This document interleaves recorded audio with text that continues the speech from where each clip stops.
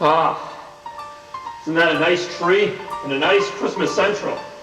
Yes, it's me again reporting live from this place that I've dubbed Christmas Central. And I've got to say that for whatever reason, the tree and really everything is coming together nicely. I mean, there's really a feeling of excitement here. Maybe it's not Christmas '99, but it's still pretty darn close, and this could easily be the best Christmas of the 21st century. Alright, so as you guys know, Christmas 2019 is the 20-year anniversary of the iconic Christmas 1999, which I obviously regard the greatest Christmas of all time.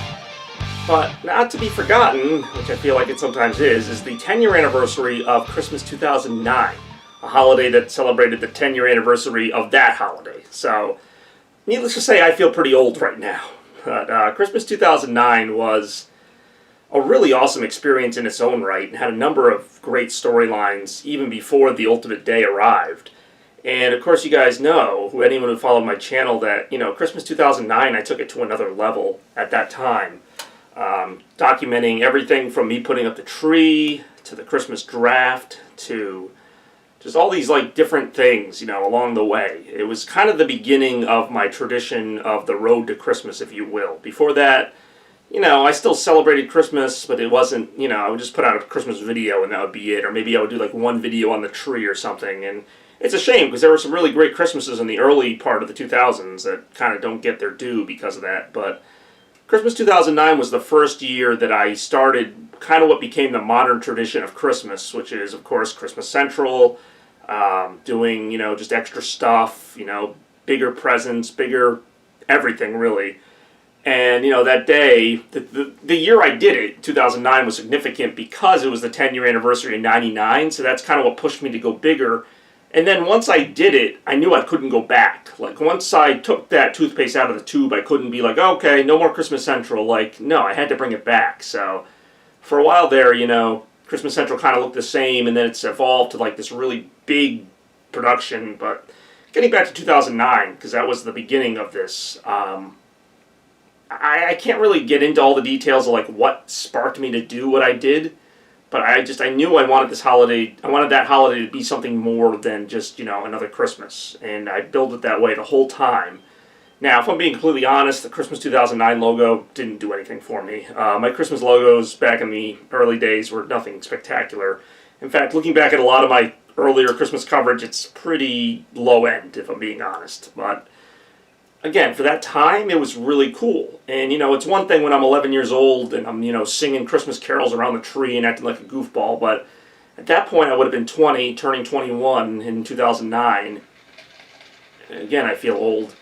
But, I would have been 20, and I'm still showing the same level of enthusiasm, even more so, which I think is a little more impressive than even my 11-year-old self. Yeah, see, look, the phone rings. Everything happens in this house. I'm going to keep going. So, I'm here live at Christmas Central. As you guys know, not live because it's pre-recorded, but I'm actually in front of the other tribute station, which I don't know if you can see it here, but this is the 2009 tribute. It is actually the official laptop that I got that day. It doesn't work anymore, sadly, but I still have the laptop. I have the laptop box that I was holding that night at Nani's house. And the laptop, unlike the Dreamcast, had no prior connection. It wasn't like I was telling my Nani, oh, you gotta buy me a laptop. I really want a laptop. I mean, I did want a laptop, but it wasn't something I made a public statement of. And at some point I probably would have just bought my own laptop, but it was just poetic to get it on that day, on the 10-year anniversary of the greatest Christmas ever, another great Christmas. So that's why the caption I have up above here says lightning strikes twice, because that's really what it felt like. It felt like, nothing was going to replicate 1999, but 2009 came as close as you could, and that's why 2009 was not only the best Christmas of the last decade, but the second best Christmas of all time. And, it's I don't want to clump 2009 in with 99 and say, it was only great because of that 99 thing. I mean, it was part of the storyline, but again, I like every Christmas to have its own identity. And when I look back at Christmas 2009, yeah, I think about the 10-year anniversary, but I also think about what actually happened that day. That day didn't have to go well. And, all this stuff. Another storyline that gets lost is that I got my mom a stove that year. It was actually actually still is the most expensive thing I've bought anybody, a stovetop for her kitchen that we obviously still use. And that's what's important to me, even to this day, is getting people gifts that will last. It's one thing to get someone some nice trinket that they'll use for like a month, but when I got my mom that stove, I knew that was going to be, well, first of all, it was a huge upgrade over what we had, and second of all, I knew she'd use it, and 10 years later, it's still in there. So to me, that's a gift well done. And in general, I take the gifts I get people as seriously as the gifts I get, if not more seriously. Like, it's a big thing for me every year to put together the best crop of gifts I can to, just show the people I care. So 2009 had a huge impact, and I think sometimes it does get overlooked just because, it's the second best Christmas and not the first best. But when you're talking about 30-something Christmases now, that's still pretty good in the whole ranking of it.